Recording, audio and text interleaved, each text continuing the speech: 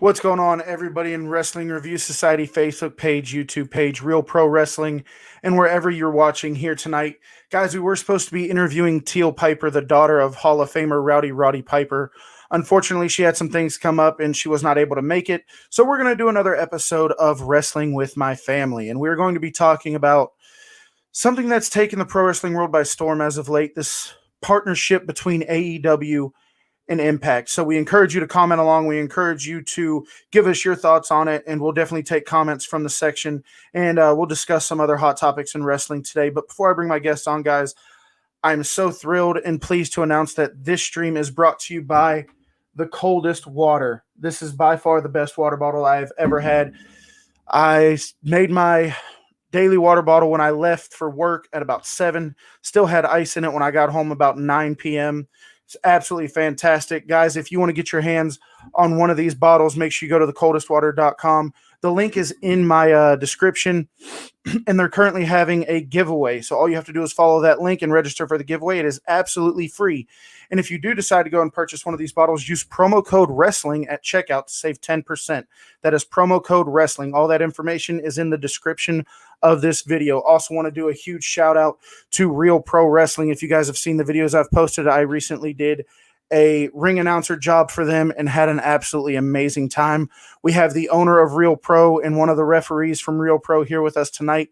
So buckle up. This is going to be a wild show. Also, thank you to A-Rock Designs, another huge sponsor for us. If you want to get your hands on any custom merchandise, make sure you go to A-Rock Designs on Facebook and place your orders today. Lastly, guys, Storefront Tier for all of our amazing merch. Go to storefrontier.com/Wrestling Review Society and score yourself the Wrestle Hub hoodie or any other hoodie, shirt, long sleeve, short sleeve, face mask, and now they have beer koozies. Any kind of merchandise that you guys want, make sure you go to storefrontier.com/Wrestling Review Society and score your merch today. So like I said, guys, we're going to be talking about a lot of stuff going on in pro wrestling, like this partnership going on with AEW and Impact, but I'm not going to be doing it alone. Guys, if you're watching on YouTube, make sure you hit that thumbs up button. Let us know you're liking the show. It really goes a long way into helping us. But without further ado, I'm going to bring on my first guest. If any of you follow the TikTok promo league, you know I'm one of the pillars of the Heel Club. This guy is the leader of the Face Club. We're supposed to be enemies, but we're actually really good friends. He's a stand-up comedian who busts my balls every time he's on this show, so I don't know why I invited him back. But ladies and gentlemen, AJ Haypenny. Hey, thank you for having me on. Tonight we don't have Teal Piper, but instead this hack. So welcome. I was like, wow, that was pretty cold. As cold as the coldest water for your sponsor. And that one I did for free. Thanks for having me on. Well, you know, speaking of hacks, let's not waste any time. Our second guest is the owner of Real Our second guest is the owner of Real Pro Wrestling. Huge shout out. Thank you for sponsoring the show. Thank you for allowing us to use your platform. And thank you for letting me be your guys' ring announcer. I had a lot of fun. But we have not only the owner of Real Pro Wrestling, but we have one of the head ring officials of Real Pro Wrestling with Zach and Garrett. Zach, what's going on? How's that? How's that? AJ said hack, not me. Yeah, I'm just sitting over here a week later picking glass out of myself, and I'm a hack. Okay, it's cool. We're definitely going to be doing another watch along like we did with yours and Raven's death match, and we're definitely going to be doing a watch along with you and your opponent from that night when the footage is posted. It was a fantastic match. I think the ring announcer did a very good job, added an element. You know, until that referee turned my microphone off. I don't know who you're talking about. Really? You don't know? Because you were there and you were like... In fairness, it's just as good as AEW's ring announcing with them turning the mics off. So don't feel bad. It was the best. So, like, Kevin had the mic, and he was like, here, hold this. So he hands it to Garrett, and Garrett just, like, accidentally does it. And Kevin gets the mic back, and he starts yelling. He's like, you son of a bitch. Back to what we were... I really wanted to look at him and be like, did you really turn my microphone off? But the crowd was feeling the match. Everybody was ready for you guys to get started, and it wasn't about me. It was about you guys, but I definitely wanted to bust Garrett's balls a little bit more. So we ain't done, Garrett. So Zach, you had a death match against Raven? Raven Havoc. Christ. Well, as for a hardcore wrestler, like I heard he's relatively safe. At least he didn't go against New Jack, so that's at least something. That almost got booked. Well, and you're alive to tell us that. Yes, this is live. We can take your guys' comments. We're going to be talking about all the current topics in wrestling, mainly the partnership that we recently found between AEW and Impact. We're going to talk about Sting and AEW. We're going to talk about a lot of stuff. If you guys have anything you want us to touch on or interject, feel free to comment along, and we will show the comments as we go. But yes, this stream is live. Zach, what is it? Can you bring that comment back up? Yeah. Look at that guy's mullet. That's fantastic. That is Dave Coulier, and we should be honored that he's live with us. Dude, that as soon as it popped up, I was like, look how majestic that is. We actually wanted to give Tucker a mullet, but Ashley show wouldn't let me. I wanted to give my son Tucker a mullet. His middle name is legally America. That is my son's middle name. Wanted to give him a mullet, and the mom just wasn't having it. You know, if she's not home, you could do it. No, she's home. Now, I'm just saying, like, sooner or later. Middle name is America. I'm surprised it's not Walker, Texas Ranger. Well, that's his first and last name. So, guys, we've talked about this for a while, about the territory days being the golden era of wrestling, being able to have somebody pop up on this brand, that brand, wherever it may be. And we've kind of longed for that to return. And we're not completely there, but I think we are making progress to getting back to the territory days. Personally, I think that AEW really doesn't have much to gain from this, aside from a few fantasy matches. What are your guys' initial thoughts on this seemingly partnership between, or what seems to be this partnership between AEW and Impact? I think it, not like you were saying, not necessarily great for AEW, but fantastic for Impact Wrestling, and even more so fantastic for the fans. Yeah, because a lot of these matchups that we're going to have are pretty much mental masturbation come to life. We're going to get to see Kenny Omega face Rich Swann, maybe in a singles match later on, but definitely in a tag team match right now. And right now, we get to see the Bullet Club reunite. The Bullet Club is Gallows and Anderson have had, like, they've already reunited with Finn Balor, and a separate show they've reunited with AJ Styles. Why not reunite with Kenny Omega?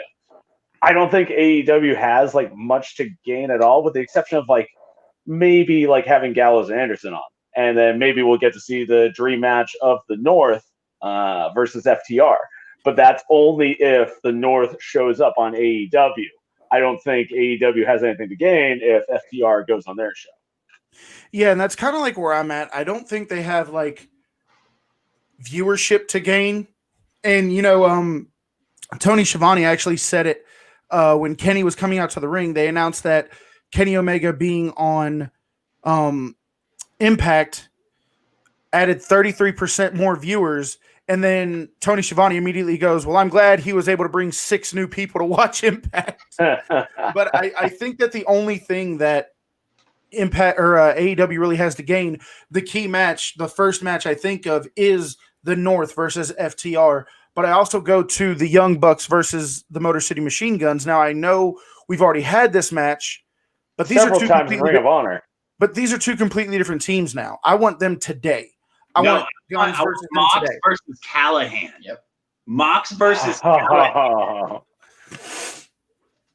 We were getting there, Zach. You just couldn't wait. No, I couldn't. I'm jumping the gun. I'm going to stand up for Zach right now. I like to please someone in a minute and then have nothing for 60 minutes. So I totally feel you there.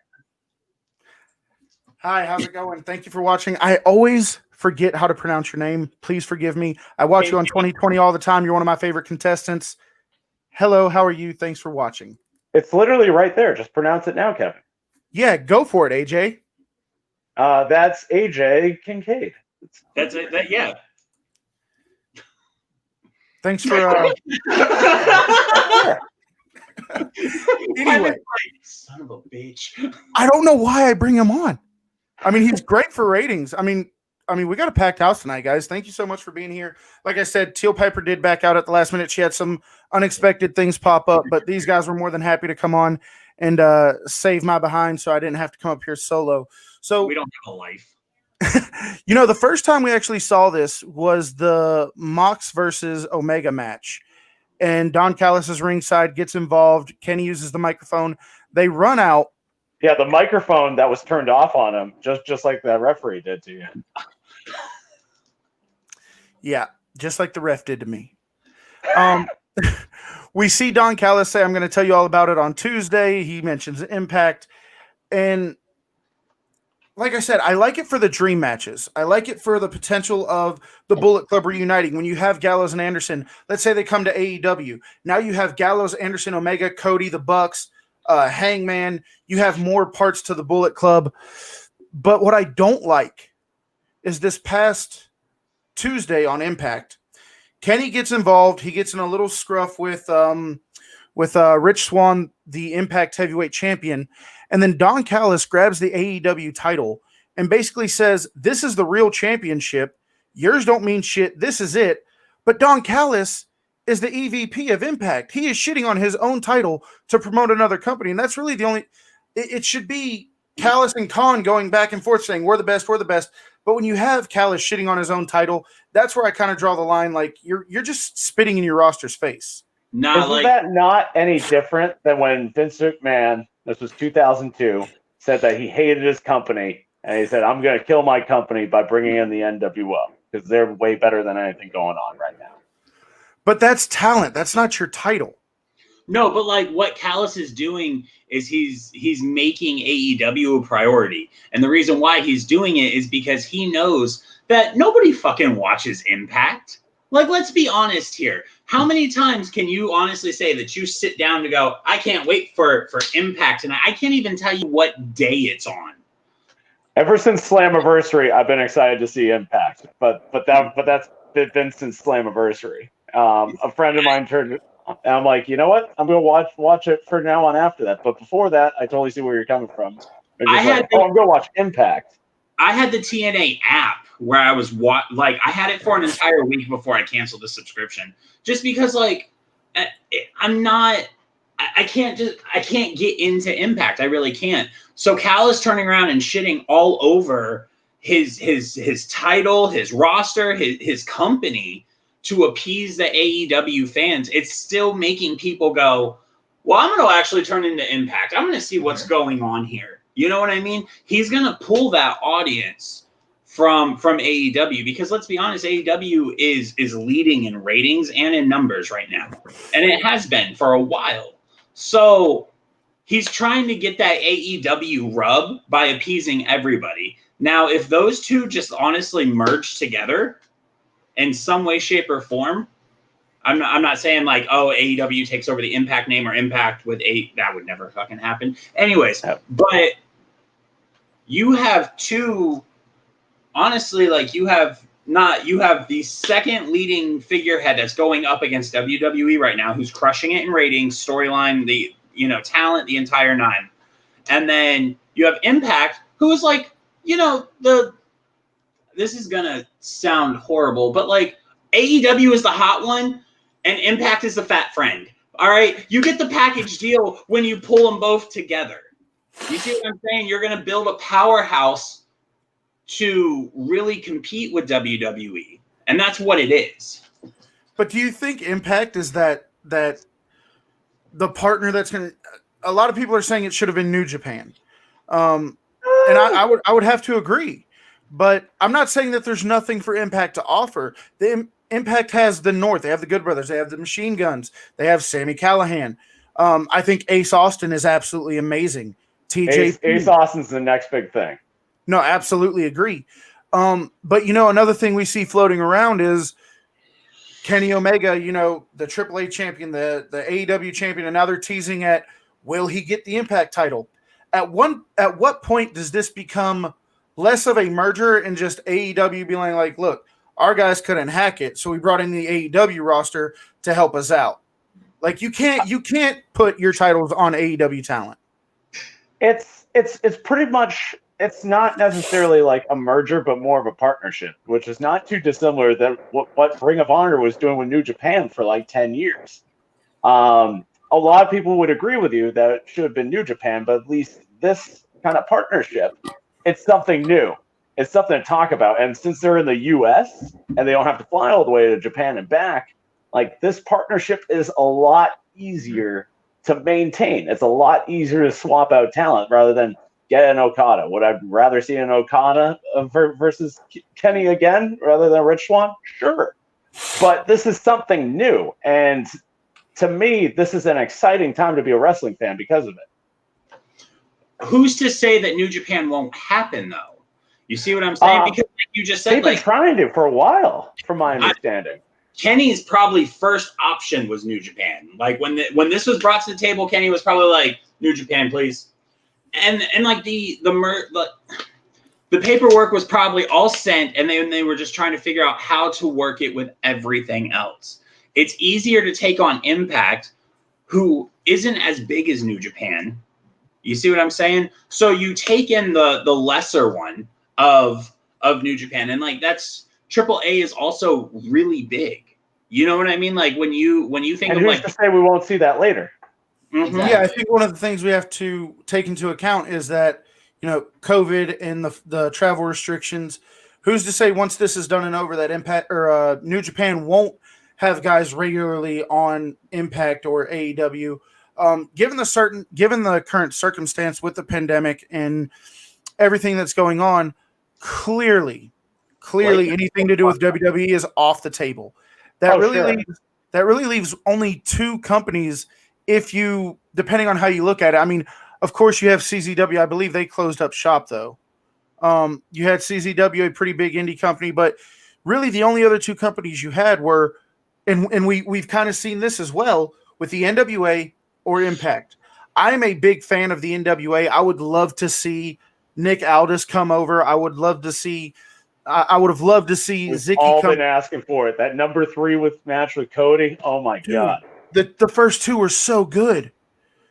The second one was my personal favorite, but Zach, I know you're not that big on traditional wrestling or chain wrestling, but even you being the wrestling fan that you are, you had to have appreciated those two matches. Are you ready to get offended?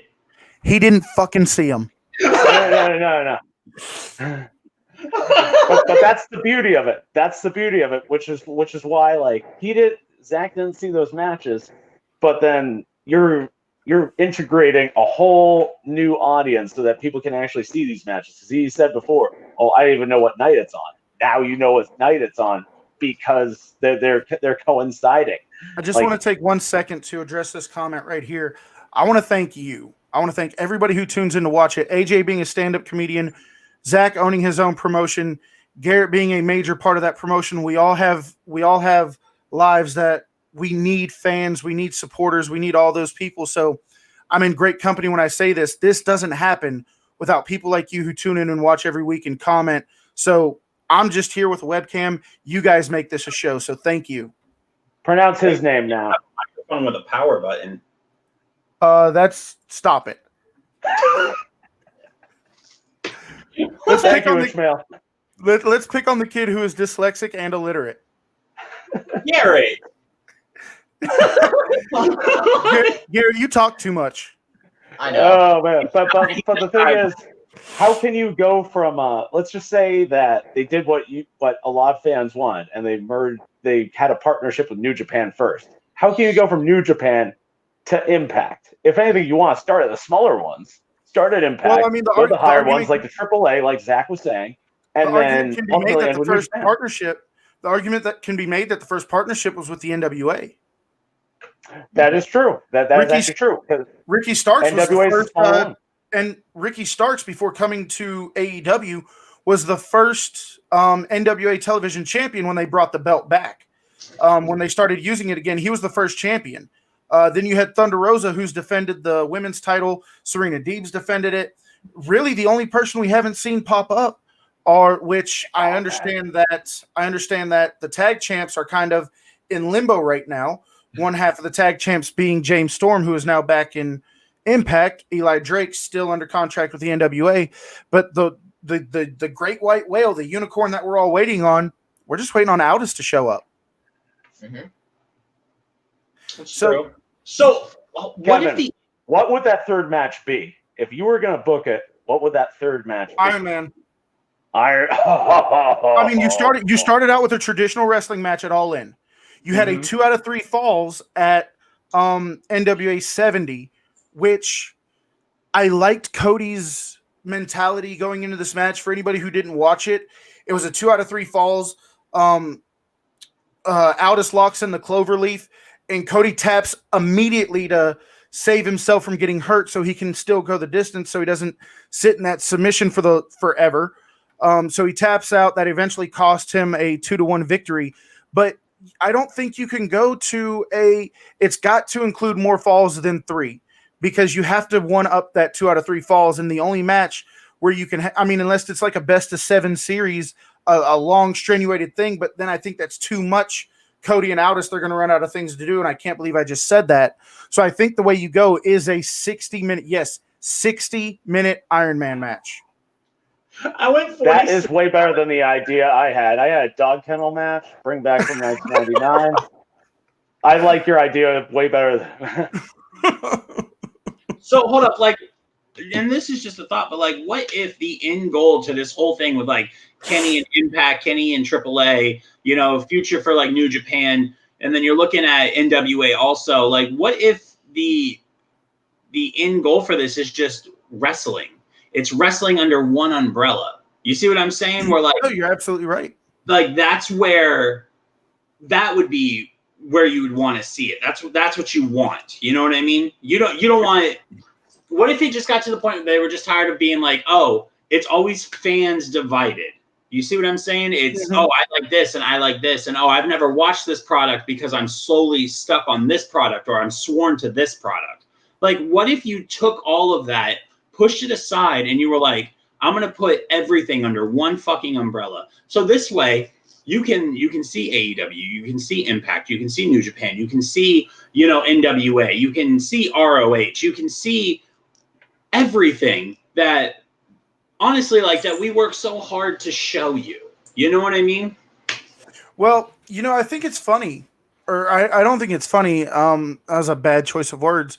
But really, the only company. My ex used to say, "You know what's funny?" And then she started a big ass fight. I'm not even mad. Yep, I'm over it. It's fine. It's really fine. Okay. Really the only company left out of this right now because we've seen ROH and Impact work together, so that relationship is there. We've seen AAA and AEW work together with their tag titles, Kenny being their world champ. That relationship is there. We've seen AEW and NWA. So all these companies are tied one way or another. The only one left out of this is New Japan. And I'm really interested to see what happens when these travel restrictions get lifted. And it really takes us back to what we've all been saying for a long time is bring back the territory days. And the reason I like AEW being at the helm of this or being at the forefront of it, because you're a mark. No. Well, yes, but when NXT first started, it was pitched to the fans as we're going to scour the world. We're going to pick any random. We can pick any random performer who's doing this and doing that, and really come together and showcase their talent. It wasn't nothing like that. It started out as a game show, and now it's just another brand. But that's kind of what it turned into for a while. Tommaso Ciampa, Johnny Gargano weren't even really fully signed. They were still doing the indies while still on NXT and still doing the Cruiserweight Classic. Yeah, and I'm not saying that they didn't at some point do it. It's just gotten away from that to where AEW Dark, however, is doing exactly that. Mm-hmm. Zach, you and I know countless people that are still not signed, still working the indies, still getting in reps, but they're on AEW Dark regularly. They are getting waiting for my Ryzen rub. Yeah, for those of you, I wasn't going to say it. But Zach's tag team partner is Ryzen from AEW Dark. I'm gonna throw it. I'm gonna point it on. I'm gonna put it on a sign, maybe a billboard. No, I'm gonna storyline, Zach. I'm gonna dime Zach out for just a second, and I'm gonna tell something that he told me in confidence. The reason he wants to be on AEW Dark, the reason he wants Ryzen to pull him in as a tag team is because, for those of you who don't know, the tag team name of one Ryzen and Zach Monstar is Satanic Panic. and their finishing move is called Demon Semen. And his bucket list is for JR to sit on national television and go, I believe they call that Demon Semen. By God, it's the cub. It's everywhere. It's dripping. Oh. Zach, am I lying? No, that's all I want out of life. Yeah, but like, But what I was getting at JR. is when you have AEW at the helm and the things that they're doing with AEW Dark, bringing in these independent wrestlers, the more people involved with AEW, the more eyes on these independent talent, the more people looking at them, the more chances, the more opportunities they can get. Not saying that it's going to happen, but the possibility is definitely there. Zach. Maybe let's say there's somebody on there that they're comfortable with just leaving on AEW Dark, but then you got Don Callis over here, you got Billy Corgan over here, and we're like, we can use a guy like that. So I think that's why it's really good for talent and for independent wrestling that AEW is at the helm of this, because it's getting more eyes on the independent scene. I was just going to say the same thing. Like, when you have these individuals on AEW Dark, you know what I mean? And they're not signed. They're going back to their promotion and they're getting booked. You know what I mean? You can put on the flyer as seen on AEW. You know what I mean? Yeah. And then any wrestling fan who sees that flyer is like, oh shit, like they were on AEW, let's go check out that show. So like essentially what you're doing is you're pulling more views and you're pulling more eyes onto your product, which is such a beautiful thing. Like the concept of AEW Dark is fantastic to me. It really is. And you're gonna be on AEW Dark, and then JR is gonna, oh God, the semen. See, if this was WWE in 2006, Vince McMahon would have taken your idea and he would have ran with it, because in 2006, 2007, Vince McMahon was so big on semen. Like he said the semen word like once every single show. I know. Vince loved cock. That was trending for a while. Now I don't think that. Well, yeah, that was pretty fine. Now, in real life, I don't think Vince McMahon is LGBTQ, but I do to this day believe that he loves semen. Yeah. So I'm gonna let the cat out of the bag for the people who don't follow the TikTok world and let you know something about old AJ Haypenny over here. He's actually a pretty good impressionist, and he does a pretty good Vince McMahon. So what I would like to see AJ do is be Vince McMahon reacting to Zach's finishing move being called Demon Semen. All right. Now, Zachary, that move was disgusting. It was sickening. I loved it. Now, next week you're going to come in. You are going to have sex with a corpse. That's going to be awesome. And you're going to be covered. Remember when the Spirit Squad was covered in poop? Well, the same thing is going to happen to you. You're going to be covered in semen. I hate AEW, but I love cum. God.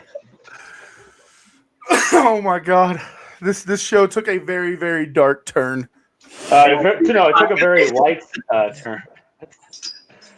Zach, we have Zach has officially left the building. I'm sure he'll be back, and Danny, we will get to your question. So he had to check his pants, Kevin. That's exactly what happened. So AJ, what would you say to the people who are saying that this is not a smart move for them to say that these companies shouldn't be working together? I would say that Impact Wrestling is the first place to kind of feel out like having a partnership. If they want to work with the bigger companies, they got to test it out with the smaller ones at first. Now, I do understand why people would say such a thing. But at the same time, you can swap out talent. Now, what a lot of people are afraid of is an invasion angle, which is going to be terrible, absolutely terrible in my opinion. Hence the 2001 WWF invasion, which I'll leave it at that. But if they just swap out talent like every now and then, kind of like what NWA is doing, I think it's going to be solid for everybody. But if they do like a whole invasion angle, it's not going to help anyone. Thank you, Daniel. So, Zach and Garrett, what would you guys say to people who say that these companies shouldn't be partnering together and that it's just a bad move? I would say this is some good shit. So, one of the things no one ever talks about is everyone talks about the big picture, which is the Kenny Omega, whole storyline, but no one looks at is, what about the women's division? AEW does not have a strong women's division. It's been one of my big arguments with them. Is they've been pushed on the men, and they might have maybe one females match. You see the champion every now and again, but then you have Impact, who has people like Deonna Purrazzo, Rosemary. Oh my God, Deonna. They have really good Jordan Grace. Yep. Taya Valkyrie. Deonna Purrazzo, my absolute favorite. Oh my God. I'm If crazy. Io Shirai would just go to AEW, the world would be better. That's my one. I absolutely agree. But what were you saying about go ahead. What were you saying? That's all I was saying was like if they could just, not even merge, but have, these matches, make a card that's AEW versus Impact, how like they do Raw versus SmackDown, do it something like that. No, absolutely not. That would not help AEW Fantasy matches. But like it would 100% help Impact. It would not help AEW at all. Right. So you're going to see your fantasy matches there. Where are you going to have some sporadic fantasy matches, but not like a Survivor Series. Yeah, that's exactly what I was saying. Not like a Survivor Series pay-per-view, but when FTR finally gets their rematch for the Impact titles, have the North run in and cost them the match and start a feud there, or something like that. I think sporadic matches, keeping people on the edge of their seat, will be great. But I think a full-on Survivor Series kind of pay-per-view, I mean, it does everything for Impact, but it does nothing for AEW. It's almost like the really hot girl who takes home the ugly guy. It does nothing for the girl, but it does everything for the guy's confidence, like AJ. What if that's exactly? I am thankful for the sluts out there. Otherwise, I don't know. What if that's Zach? Like, what if? Okay, so you have Tony Khan who's behind this, and obviously it was pitched to him. And if he had any reserves about it whatsoever, he would have said no. You know what I mean? He's made that very clear. 1,000% agree, and we'll get to that once Zach is done. But the biggest problem with Impact is Josh Matthews. Yes, that's going to solve everything. You get rid of Josh Matthews, the ratings. Yeah. But like, what if Tony Khan knew that like we're not going to gain anything out of this, but let's help build wrestling. I'll say it goes back to your point of it might not be just for AEW. This might be a worldwide wrestling thing. Well, I mean, it's a question that's old as time in the wrestling business. Who's going to be the first one to give the rub? Who's going to do the deed first? And I know those are two very horrible ways to say those sentences, but you get what I'm saying. I liked it, Kevin. You did great. Who's going to be the first one to help the other? And later on down the road, Impact's doing great. They signed some major talent. Now AEW has that good relationship with them, and it might not be beneficial right now, but who's to say it's not going to be beneficial later? Because the Impact before the COVID releases, and I say that because that's when Impact really changed, is when the people were able to show up from the COVID releases. But before the COVID releases, Impact was dying a slow, painful death. I do think at Slammiversary, when the 90-day no-compete clauses were up, and you saw the Good Brothers pop up, you saw Heath pop up, you saw EC3 pop up, it really rejuvenated what Impact was doing, and it brought more eyes on. Watch again. Yeah, exactly. When I remember sitting watching the Good Brothers promo, and the lights were down, I was like, okay, it's going to pop up. It's going to be an AEW ring. And then it pops up an Impact ring, and I was hooked. That was the first time I bought a Impact pay-per-view in God knows how long. So I think they're worth the $50. Worth the $50. I would say so. They definitely, they're coming out of the rut. They're not completely out, but I really hope that AEW gains something eventually. I don't think they're going to gain much right now. But they might start gaining some talent too, like when these people's Impact contracts start. Like referees who turn off microphones? Yeah, exactly. I'm going to start doing that more often now. Yeah, I wouldn't advise that. walk up to you mid-announcement and be like, hold on one second, Kev. Click. So this question is going to be for everybody and for the audience. Who are some of the dream matches? And we kind of hit at the North. We kind of hit at Callahan and Mox. But who are some of the dream matches that we can look forward to? And I'll include NWA in it. Now that we kind of have this bridged gap between the NWA, Impact, and AEW. Marco Stunt versus Hornswoggle. My number one by far. Yep, that's what happens. Bye, AJ. It was a pleasure meeting you. And he's back. Oh, look, I'm a bottom. Something I'm used to. Go ahead. You know, I never thought about this until Garrett brought it up. I never thought about the women's division in Impact being able to help out, and maybe that's where they get their payoff is they help their women's division, because we've said it time and time again. The weakest part about AEW is their women's division. You have a girl like Jordan Grace come over and have a match with Hikaru Shida. You have or not even Hikaru Shida. I would say like Rosemary Hikaru Shida, Big Swole, Jordan Grace, those kind of matches. I think that's where AEW can really benefit from it, is having that female talent that they don't have right now. Team up Su Ying with Abaddon. Ooh. I didn't even think about that one. Yeah, I didn't even think about Abaddon. Team them up, have them go against Ivelisse and Diamante. I think that'd be dope. I would like this match. Okay. Chris Bay versus Sammy Guevara. I think that'd be a fantastic match. I'm really sold on the North versus FTR. I love tag team wrestling. They do it better than anybody. FTR, best tag team, right? Well, I mean, arguably you could say the champions are the best tag team, but FTR, my favorite tag team right now. Yeah. You can argue who the best tag team is, but the one thing you can't argue is that the Coldest Water makes the absolute best water bottle.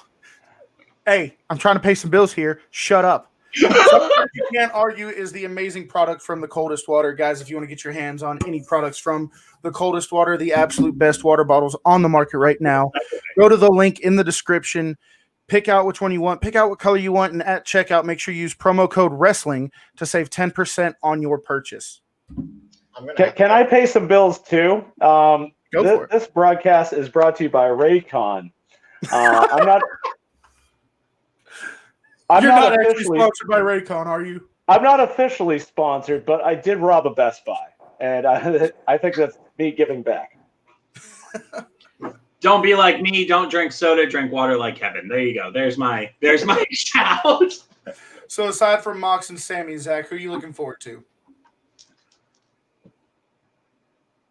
Did I say Mox and Sammy already? Yeah. No, that's all I got. That's all I got. I don't care about anything else. The merger is over. Zach could have booked it, but the merger is done now. Nah, man. Like, so. Who's your next favorite wrestler in Impact? And we'll help you out. Dude, see, I would like to see Ace Austin, Ricky Starks. Ace Austin and Guevara to tear it down. Yeah, Ace Austin, Guevara. I could see that. Dude, I don't pay enough attention to Impact to honestly give you the input here, man. That's my only downfall. Like, AEW I can talk about, New Japan, you know what I mean? You want to talk indies? I got that. Like, WWE is meh. Unless it's Bray Wyatt, I don't fucking pay attention. But, like, Impact is just one of those companies that, like, I don't know, man. It's really hard for me. Like, I'd like to see Eddie Edwards against somebody in AEW. Like, Him and Mox would also be a good match. It would be good, but I'd like to see him versus, and it sounds weird, but I'd like to see him against Hangman. That would be a better match at all. That's actually a pretty good matchup that I'd like to see. Hey, Jesse. Considering like a lot of contrasting styles, I'm at my grandparents' house. My aunt's behind me. Say hi to my aunt Jessie. Hi. I don't know your aunt Jessie.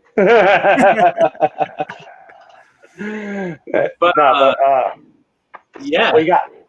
No, I was just saying, like, Eddie Edwards versus Hangman, I think would be fantastic at the end of the day. Austin versus Guevara would be good.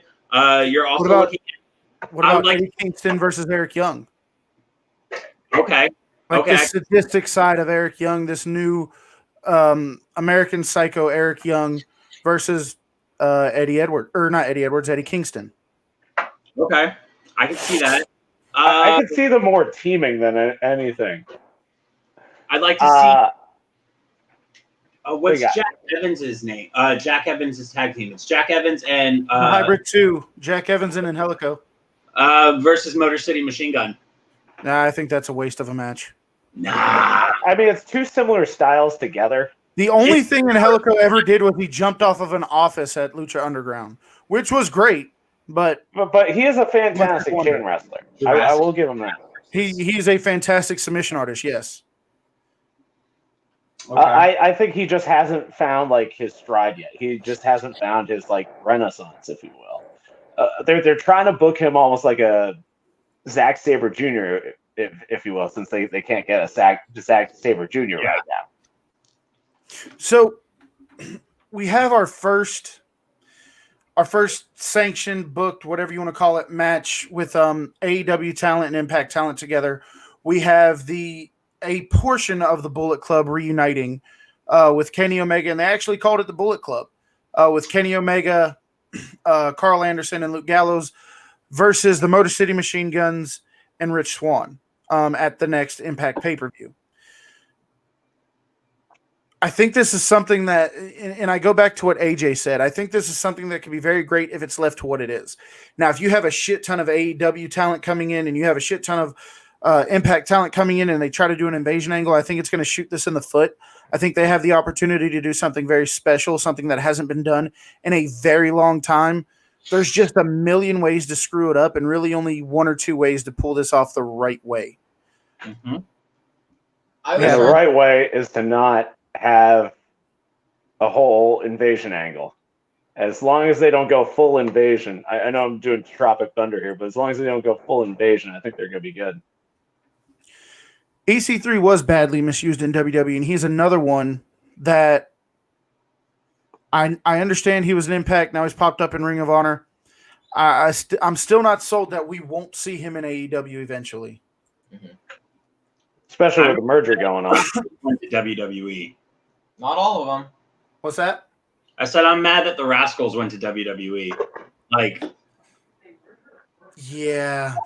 Yeah. I was actually talking to Dave Christ about that not too long ago. But Trey Miguel, from my understanding, like his sister had a kid, so he wants to spend the time. Like, when else are you gonna see your nephew like grow up into a toddler? no, absolutely. When you work for AEW and you only work one day a week. Exactly. And see the other two. Because you know WWE is not going to let him keep that 420 gimmick. That's not going to happen. Oh well. No. I don't know. They gave it. They let Riddle keep That's it. what I was gonna say. Riddle, they just don't say it like a lot, but you know. Oh, they say it a lot. He's like, I got the munchies, bro. They said that wrongly. They say like they don't straight up say like what he's doing, but they hint at it a lot, and that's really what they did. They never really said straight up. They always like hinted at it. No, Yeah. they just come out with 420 painted on their jackets. They were smoking weed in the locker room or portraying to smoke weed in the locker room. The clubhouse. Don't tell me they only hinted at it. They had the treehouse, and they always opened it by them coughing. Boy, you're about as good at doing a podcast as you are at being a ref. And the number one job of a referee is to make sure the microphone is on. That's referee 101. No, so it was. So for anybody who didn't see the clip, it was actually the best possible way for that to happen. Me and Zach, we've been friends for a while now, and he asked me to be the ring announcer for his card. Zach is the owner of Real Pro Wrestling, based out of Fort Myers, Florida. Make sure you guys go check them out on Facebook, YouTube, and Instagram for all of your wrestling needs. But they just posted 2 of the matches. The ring announcer was cut out of those videos, by the way, but I'm not salty about that at all. But anyway, so I do the in-ring introductions for the championship match. And I told Zach, I was like, Zach, I'm going to pop you. Because Zach is this super serious, painted up, masked up kind of person when he comes out. And I was like, Zach, told everybody I didn't know you were doing it. I was like, Zach, I'm going to pop you. And he was like, okay, go for it. And so I had this polo shirt on. I introduced his opponent. And then as I'm doing Zach's introduction, I stop in the middle of it. And I'm like, look, if we're going to do this, we're going to do it right. I pull off my polo shirt. I'm wearing Zach's logo T-shirt. And everybody just lost their mind. The guy he was wrestling got in my face and was just started screaming at me. When I took my shirt off, I handed the microphone to Garrett. And then when I grabbed it back and I just go into the introduction, I get like the first 3 words out of my mouth, which isn't that long of a time, but when you're doing it, it feels like it's 10 minutes. I realize the microphone's off. I'm just screaming at the top of my lungs. So thanks for that, Garrett. No problem. I'll do it again. Oh my God. So when you see me jump out of the ring, just assume your mic's probably not on. So we are getting close. All mics have no batteries in them. None. So, You took them out. So But the microphone's on. So for the sake of beating a dead horse, we've kind of covered this whole partnership between these companies. Before we get off here, is there anything else going on that you guys would like to address or talk about? And is there anybody in the comments section who has anything that they want us to talk about or break down?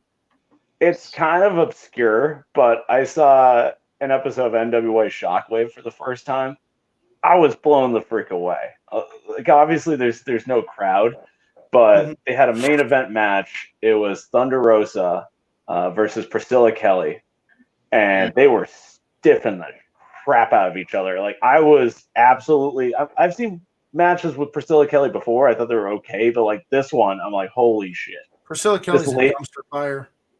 But if you watch this match, holy shit, it is really, really good. Zach, you look like you want to say something about it. Go ahead. I think I know what Zach's about to get at. I want to hear it. I want to hear it. For everybody who thinks that Priscilla Kelly was the first one to come up with the infamous tampon spot, Zach's about to ruin your hopes and dreams. Zach, you want to tell everybody who originally came up with that spot?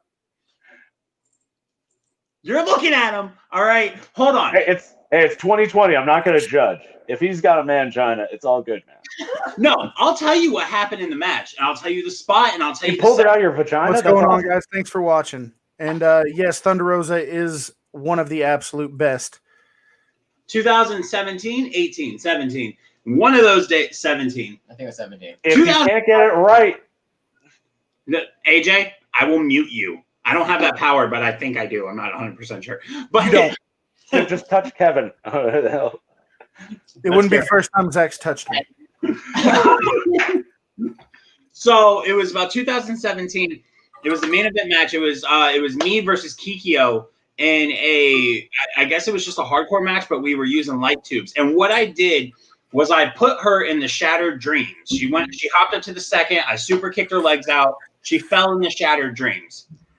I grabbed the light tube. I went for the head. She begged me not to. I said, all right, I'm not a horrible person. Spun it, put it between her legs, and punt kicked the light tube so it shattered in her crotch. Rolled off of it and then caught her in the face with a jumping knee. Proceed on. We do a back and forth spot on the ropes. I come running in for the last shot. She's eyed, so I ate the rope's chest first. She caught me with a German. When she got up for the German, she started checking herself. She pulls the tampon completely out of her, looks at the crowd. The crowd goes, what the hell is that? She goes to put it in my mouth. I stop her. She kicks me, gives me a pump kick to the side of the head, shoves the tampon in my mouth, kisses me, hooks my head, and gives me a DDT. When I take the DDT, I pop myself off. So in midair, I look like a fish, and as I'm looking up to the sky, I spit the tampon out, and it lands in a child's lap. That is my tampon story, okay? Didn't you actually get into a bit of a Twitter war with Priscilla when she did it? 2 years later, this bitch does it. No artistic belief, no value to it. You know what I mean? Just whimsingly because I'm a woman, I can use a tampon. No. We are artists in this industry, damn it, and you have to be creative. Fuck you. I'm mad. And the second the way you can retort back, I just pulled the tampon out of my butt, I'm gonna get him. That will show Priscilla. That shit happened, and it was me and several other people, and we instantly went on Twitter, and I text Priscilla, and I was like, dude, you can do a lot. You really can. But stealing my shit and not even asking about it, come the fuck, like, girl, it was a lot meaner than that. But I just want to point out that, like, I was not happy, and neither was the rest of the wrestling community that knew I fucking did that. You should go date Barbie and get back at her. So what you're saying is, because in my community, the way that we translate it, joke stealing. Yeah. No shit. Wow. Yeah. Okay, I can relate to that shit. Yeah. I'm sorry to hear that. I like your tampon spot with that way better. So let me ask you this, Zach. Who was the first one to do the skewers? You or Dave Christ? Masada. You want to get technical? CZW. Masada, yes. Masada was the one who originated and started doing the skewers, and that was like his thing. And they were all a part of the, I guess you could call it like this right wing group. And when they turned around and Dave did the skewers on Impact on TV, Masada lost his fucking mind, dude. He was on Twitter. He was on social media. He was calling them out constantly, posting screenshots of like text conversations between them where Dave like no-sold him and shit. Like it was bad. Masada was pissed because like, okay, so as a worker and as a comedian, as a podcast, you know what I mean? We develop these things that make us who we are in this business. You know what I mean? It's like our little trademark. So when we invest in ourselves for so many years and we finally have something that like really sticks with us, that's like synonymous to the point that like fans don't really know who you are, but they know what your gimmick is. Like, I can't tell you how many times I've gone to a show and they're just like, oh, you're Madhouse. Well, thank you for noticing. You know what I mean? Just in case you couldn't tell as it's tattooed across the side of my face, yes, I am Madhouse, you know? So that leads me to ask this question. You know, you say that you develop things that belong to you, and you're absolutely right. You know, certain jokes with AJ, the way I run my podcast, the things I do. Like, I'm sure now we're going to have 45 different podcasts having these on their screen because people love to copy me. And, you know, certain moves that you do in the ring. Where is that line? Like, do you have to, like, obviously you don't have to get permission from the first person who did a suplex. In wrestling, do you think CM Punk asked Kenta, "Hey, can I use the GTS?" Like it's hard to see where that line is crossed because back to what you're saying is like people know that you as a character, Zach. In the Boston scene, I wasn't like the first comic to talk about ass eating, but it became my thing. And then like whenever anyone else did like an ass eating joke, you're just like, wait, is that something that AJ did? So I can totally understand like the character relations to the stuff that you do. But yeah. In wrestling, there's a really shitty line, and that's the best way that I can explain it. They turn around and in wrestling say like, let's say hypothetically like me and Ryzen, okay? We're a tag team. So we communicate about like moves and ideas and sequences and stuff like that. Now, let's say Ryzen turns around and he goes and does one of those on TV. Not saying that he would, but let's say he does. And I text him and I go, what the fuck? Ryzen can honestly turn around and go, I did it on TV. You know what I mean? I claimed it. Yeah, that's a yeah. Because like to Cooper? It's a tempt to a lot of people. Cooper and Austin, right? Yeah. Yeah. There's been a lot of things that actually been going on with that. There's been a lot of moves being stolen. I didn't even know about this subculture until you guys brought it up. So we have this indie worker. His name was Zach Cooper, okay? And you know the handstand on the apron that Ace Austin does? Yes. Zach Cooper did it first. That was his thing. Like almost every other match that he did, they'd set up for it. They go to sleep the lights. He'd do the handstand, and he'd come back and do the kick. He turned around. He actually had merch shirts that had a silhouette of him doing the handstand on the apron, and it said, "This doesn't make sense." Like, as like that was his thing. And I guess Ace Austin was on a show, or he ended up working Cooper. Cooper did it. Ace saw it. Next thing you know, he did it on TV. Cooper messaged him and was like, "Damn, dude, you really had to steal my spot." And Ace was like, "I did it on TV first. It's mine." So he totally just Mencia his move. Mm-hmm. Yep. Leon Ruff, actually. Yeah, Leon Ruff just, if you watch back the NXT from last Wednesday, he does a cutter in the corner. He goes the second rope. He does like a 360 and hits the cutter. Blanco Loco. He's been doing it for years. He actually was on a show with Leon before he, of course, was on NXT. He also used Moxley's breaking the ropes. When you throw Mox on the rope, he grabs the top and the middle one, goes in the middle, and then shoots back out. Yep. That was actually Nigel McGuinness that did that first. Yeah, McGuinness did that. But, Leon Ruff was on a show with Blanco, and Blanco hit that gyro cutter, and Leon liked it so much, he actually went and he told Blanco about it, and then here Leon is on NXT, and he's fucking pulling it the same way that Blanco does it. Like, no argument to it. Like, second rope, set back, everything. It's one of those things is like, wrestling is such a shitty line because like you can invest in yourself in so much, because when it comes to wrestling moves, you're always stealing from somebody in some way, shape, or form. You know what I mean? But it's literally whoever does it on TV first has stake and claim in it. Mm-hmm. I could sit here all day long and be like, for example, Super Dragon. Super Dragon did the leg lock curb stomp. He would lock the legs, pull the arms back, and he would stomp your head. And he did it for years. ROH, PWG, any promotion he was ever in, that was solidified to Super Dragon. Candice LeRae did it on NXT. So everybody's like, "Oh, that's such a sweet curb stomp." But what nobody knows is like Super Dragon's the one that made that famous. Candice actually took that from Dragon. Didn't they train together? They trained together and everything. So like that's like her ode to him. But you see what I'm saying? That like fans are like, "Oh, Candice thought of that. Now it's so cool," and I love that. I can do you one better, and it's gonna pop Zach. But the Sister Abigail that is made famous. What was it? 10 years ago? Something about that. Zach used to do the same one, except for instead of hooking, he'd hook for the DDT, and he'd give him the DDT. Now, let me ask you guys, and maybe one of you guys can tell me this. The breaking of the fingers that Marty Scurll does, that also Pete Dunne does. Who did that first, as far as you know? I saw Scurll do it first. Mm-hmm. Scurll has been doing that forever.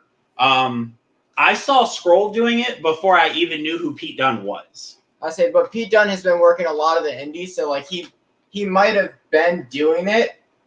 But we only know Marty did it first because I saw him on brand. Well, no, like PWG. Every time that he ever did anything with Will Ospreay, and like to this day, like Will Ospreay had the best sell of the finger snap. Like he worked the entire match holding his hand up until his comeback, where you actually see him pop his fingers back into place to hit his comeback. Like he had the best sell for that. But Scurll is the one who I originally saw years ago, who initiated the finger snap. And then, then you have Pete Dunne, who is like full-fledged joint manipulation, which is also very like Zack Sabre, if you really think about it. You know what I mean? Like I said, wrestling is very like, you're not going to do anything that somebody else hasn't done. Or at least close to it. Yeah, like it's hard to pull off, man. It really is. So, guys, we are at that 1 hour mark. I got some other stuff that I need to take care of, but I really wanted to come on here and talk about, obviously the things going on with AEW and Impact, and I think we kind of hit that pretty well enough. Like I said, don't want to beat a dead horse. We got into a lot of stuff that we didn't think we were going to get into, but that's wrestling.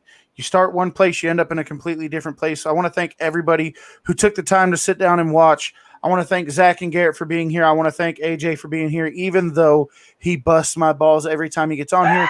Kind of the relationship we have, and I would expect nothing less. You kind of set yourself up. I don't go out of my way, I feel.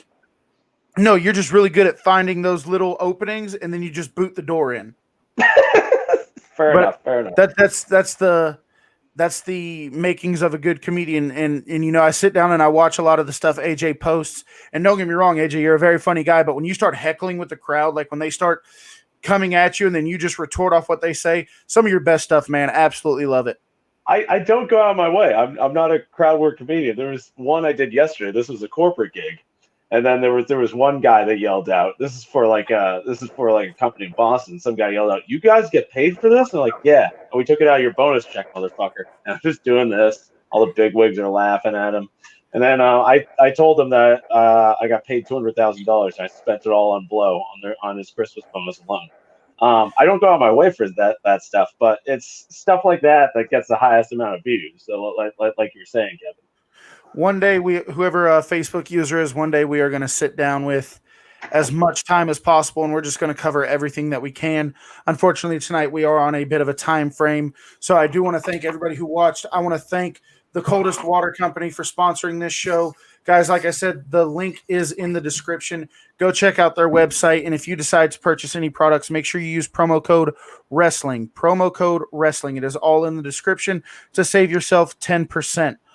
They have a huge holiday sale going on. They make great gifts, and if you want to get yours customized, go ahead and purchase one, set it on over to A-Rock Designs, and get it whatever you want put on it. But with that being said, guys, let everybody know. Thank you, Raycon. Thank you for letting. Can I just give like one little shout out, by the way, Kev, before we hop off? You can give a shout out, but before you do, can we address this viewer, Zach? You know him very well. He comments on every show. He would like to get a shout out from you and AJ because he just doesn't care about me anymore. No, Daniel, I refuse. I refuse to get shout outs.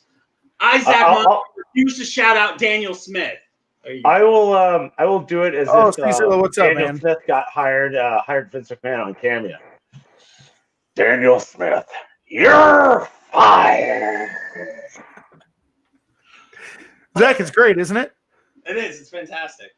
But just before we get out of here, Zach, you were going to say? Oh, I just want to give a huge shout out to Little Miss A-Rock Design over there for that badass Beetlejuice cup that I got that I wasn't aware about until maybe about 6 hours ago. We've known since the last show. I didn't. I didn't. Nobody told me. You know what the last show brought me? Macaroni and cheese. That's what it brought me. Oh, man. Yeah, I had Cheetos, macaroni and cheese, and I was like, this is fantastic. And as I'm sitting there, I get a text message saying, hey, where do you want me to put this? And I was like, did she leave that? No, it's for you. Oh, what? So I just want to say thank you. Awesome. And Merry Christmas. And you know, I could hug her. She's fantastic. I also want to do a shout out to that person that made the Beetlejuice cup. Thank you for making my new friend Zach happy. That would be my wife. Guys, thank you so much for watching. We do have 2 very exciting episodes coming up in the future. We will have Teal Piper, the daughter of Hall of Famer Rowdy Piper, and her tag team partner Deimos, and also in the month of January. I have not said this on this show yet. I have not posted it on the page yet. We will be sitting down and interviewing Jake the Snake Roberts, one of the greatest promo artists of all time, one of the absolute legends, Hall of Famers, been in wrestling longer than most of us have been alive. We will be interviewing Jake the Snake Roberts. So make sure you go and subscribe to the new YouTube channel. Just search Wrestling Review Society, and if it looks like this, you're in the right place. 2 of them are going to pop up. Only one of them is us, and it's going to look like this. So go to the YouTube channel. Make sure you hit subscribe. Hit the bell to stay notified. We will be live with Jake the Snake Roberts in January. I'm very much looking forward to that. I'm looking forward to getting on here and talking with Zach, AJ, and everybody else about the current things going on with wrestling. Merry Christmas to everybody. Make sure you guys have a safe and happy holidays. I hope Santa brings you everything you wanted. The Grinch didn't bring me shit. But with that being said, guys, we're going to sign off. You're a monster. Heal Kevin. All your shit. We're going to sign off for tonight, guys. We will be live Thursday at 7 with another episode of The War Room. You took my who hat. Make sure you go to A-Rock Designs on Facebook, AROCKK. Place your orders. Go to thecoldestwater.com. Use promo code wrestling to save 10% at checkout, and we will see you guys. It's Christmas Eve next Thursday. Yeah, your point? Nothing, do you, boo boo? Zach, I just have one. I just have one more thing to say to you.